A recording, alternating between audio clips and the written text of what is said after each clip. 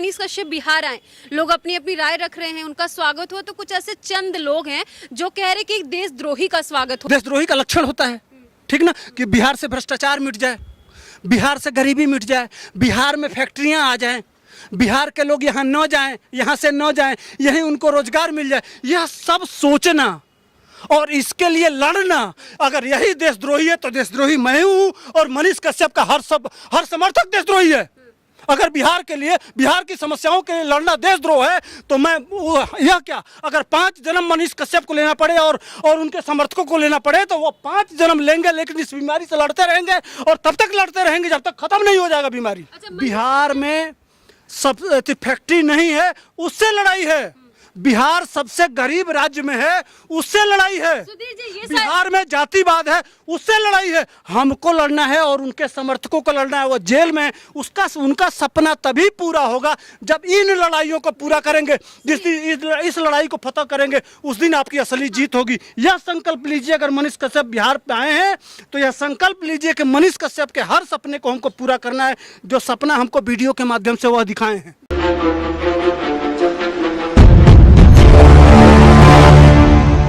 मनीष कश्यप यानी कि आपके सनब बिहार जब से बिहार आए हैं, लगातार उनको लेकर के लोग अपनी खुशी जाहिर कर रहे हैं और अपनी अपनी राय रख रहे हैं। इसी पर चर्चा करने के लिए इस वक्त सुधीर पांडे जी मौजूद हैं, जो लगातार मनीष कश्यप सर के समर्थन में बोलते आए हैं। तो आज इस पर इनसे भी चर्चा करेंगे। मनीष सर बिहार आ गए हैं, क्या बोलेंगे? पहले तो आपके सारे श्रोताओं को मेरे तरफ से नमस्कार। मैं ये कह रहा हूँ कि मनीष कश्यप को आना था। सत्य की जीत एक दिन होनी थी।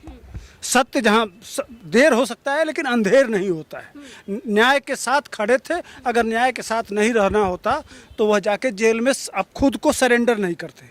लेकिन मुख्य बात यह है कि मनीष कश्यप को आना था, आ गए, उनका स्वागत हुआ। बिहार के सभी उनके समर्थकों को मेरे तरफ से बहुत बहुत धन्यवाद, साधुवाद। जितना प्रशंसा करूं कम है। लेकिन सबसे बड़ी बात यह है कि हमारी लड़ाई, मनीष कश्यप जेल में हैं लेकिन आपकी लड़ाई कम नहीं हुई है। आप मनीष कश्यप व्यक्ति नहीं है, विचारधारा है। विचारधारा है, उनकी लड़ाई को समझिए कि वो किस बिहार के लिए किन चीजों पे लड़ना चाहते थे। तो कहते हैं बिहार को बदलना है। नहीं, बिहार बदलना तो है, किस आधार पे? बिहार में जो पलायन है उससे लड़ना है, बिहार में जो गरीबी है उससे लड़ना है, बिहार में भ्रष्टाचार है उससे लड़ना है, बिहार की जो तड़पती हुई मजबूरियां हैं उससे लड़ना है। सारी चीजों से वो लड़ते आ रहे थे, आवाज उठा रहे थे। अच्छा, मनीष सर बिहार आए, आपको कितनी खुशी हुई? खुशी का कोई सीमा नहीं है, उसको शब्दों से बयान नहीं कर सकता। सबसे कोई बयान नहीं कर सकता। लेकिन मनीष का दुख क्या था उसको कब बदलेंगे आप? हम मनीष को फूल पहुंचा दिए, माला पहुंचा दिए, शेर आया सब कुछ कह लिए, लेकिन मनीष का सपना कब पूरा करेगा, कौन करेगा? सवाल यहाँ है। मनीष का सपना क्या था? सपना यह था कि बिहार में सब फैक्ट्री नहीं है, उससे लड़ाई है। बिहार सबसे गरीब राज्य में है, उससे लड़ाई है।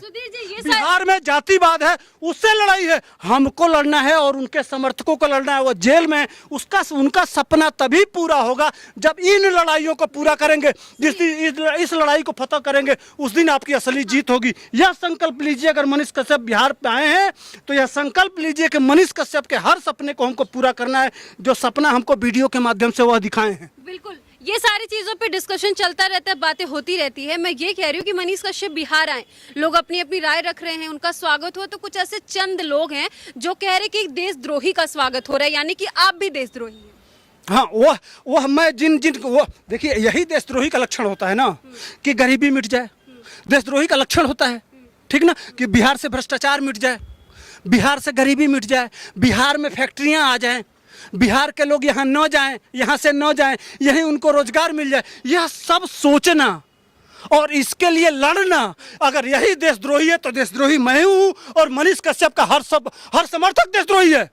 अगर बिहार के लिए, बिहार की समस्याओं के लिए लड़ना देशद्रोह है तो मैं यह क्या, अगर 5 जन्म मनीष कश्यप को लेना पड़े और उनके समर्थकों को लेना पड़े तो वो 5 जन्म लेंगे, लेकिन इस बीमारी से लड़ते रहेंगे और तब तक लड़ते रहेंगे जब तक खत्म नहीं हो जाएगा बीमारी। अच्छा, मनीष कश्यप बिहार आते हैं, तारीख पे तारीख दी जा रही थी, वो तो इससे पहले भी आ सकते थे बिहार, क्यों नहीं लाया जा रहा था? नहीं, कैसे लाया जाएगा? और जो माहौल अभी दिखा जब वो लाए गए, शायद इसी माहौल का डर था क्या? नहीं, माहौल की बात नहीं थी। अगर वह लड़ाई जो समीकरण 2024 के चुनाव में या बिहार की समस्या को देख के जो वो लोग रणनीति बना रहे थे, जी। ठीक, इस रणनीति के शिकार हुए मनीष। नहीं, उस रणनीति के बीच में दीवार के तरह से जनता और इस भ्रष्टाचार और अत्याचार और दुराचार पापाचार के बीच में दीवार के तरह से मनीष कश्यप खड़े थे। उस दीवार को हटाना था तो ताकत के बल पर, शासन और प्रशासन के बल पर उस दीवार को तमिलनाडु में ले जाके बंद कर दिया गया। देखिए, खुशी की बात तो ये है कि तमिलनाडु में भी उनको 6 केस पे बेल मिल चुकी है, और अभी रही बात बिहार के केसों की और एनएससी की, तो उस पर भी चर्चा हो ही रही है, ऑलमोस्ट अपडेट सारी आ रही हैं। मेरा एक सवाल और रहेगा, मनीष कश्यप जब कोर्ट के फैसले को सुनते हैं तो बहुत भावुक हो जाते हैं, उसको क्या बोलेंगे? नहीं, भावुक क्यों नहीं हो जाएगा, स्वाभाविक है। देखिए, भावुक होना, भावुक इसके लिए नहीं हो रहे हैं कि मैं बिहार आ गया, मैं अपनी धरती पर आया तो वो गदगद हो गया, वो फूल माला नहीं, वो जो गरीबों की मदद सहायता वो नहीं कर पाया, आदमी नहीं कर पा रहा है, जो अब तक करते आ रहे थे। किसी गरीब को जो बोल नहीं, माने जो किसी में टैलेंट है, उसके पास मोबाइल नहीं है, उसको मोबाइल दे देना। किसी विद्यालय में गया, देखा कि यहाँ बच्चे कंप्यूटर नहीं पढ़ रहे हैं, क्या हमारी गलती है, वहाँ कंप्यूटर लगवा देना। किसी बच्ची के अंदर उसके घर में कोई प्रॉब्लम है, उसको मदद कर देना। यह जो काम करता था ना, यह एक राजनेता का काम है, जो एक पत्रकार 200 रुपये का माइक लेके कर रहा था। लोग तो कहते हैं कि वो अगर आवाज उठाता था तो एक समाज सेवी बन के उठाए, माइक का यूज उसने क्यों किया? क्यों?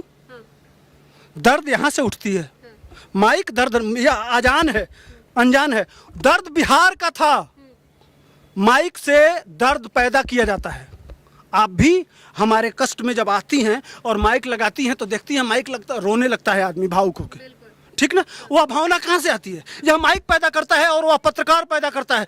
बिहार के जन में बिहार के समस्याओं के प्रति वही भावना, जैसे माइक लगता था तो बिहार की पीड़ा से पीड़ित लोग अपनी भावनाएं व्यक्त करते थे, रोने लगते थे, उसमें वह मिल जाता था, उसमें उस पीड़ा के साथ वह घुल जाता था, अपने आप को समर्पित कर देता था।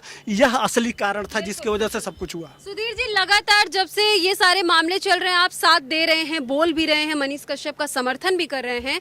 हम लोग कई बार रोए, आंसू आए, कई बार परेशान हुए कि हमारे पक्ष में फैसला नहीं आया, अंदर से महसूस हो रहा था कि कुछ गलत हो रहा है, लेकिन आखिरी में ये एक जीत मानी जा रही है।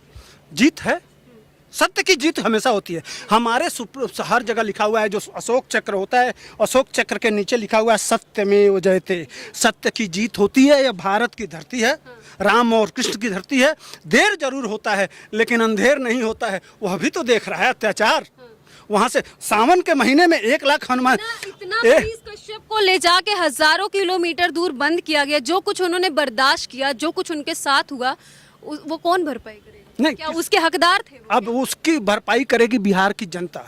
2024 और 2025 की मोहर लगा के उस सारे कष्टों को धोएगी। उसका जवाब वहां से मिलेगा, और वह जवाब मिलेगा, वह चुपके से आएगा, वो आ जाएगा उसमें देखते हुए चुपचाप। सर, और मेरे मन में अभी सवाल है, मैं जिंदाबाद नारे लगे मनीष कश्यप के, शेर आया, तो इस पर क्या बोलेंगे? मनीष कश्यप आ रहे हैं तो फिर दहाड़ेंगे क्यों नहीं? दहाड़ेंगे। अब देखिए, राजनीति नहीं करना चाहता था, लेकिन कल शेर आया तो था उसमें, पार्लियामेंट में आया तो जो गीदड़ थे भाग तो गए, बिहार के भी गीदड़। अब जो तो कहते हो ना, देखे कल जब संसद में कदम रखा, उसी तरह से बिहार में कदम रखा। एक शेर संसद में आया और एक शेर बिहार में आया, और जो गीदड़ थे वो भागने लगे। ये पहचान है जो तुम कहते हो ना संघियों का। कल संघी आया था और तुम्हारी बजा के छोड़ दिया। मनीष कश्यप आएंगे, उनके कदम जब पड़ेंगे रिहाई होने के बाद, क्या माहौल?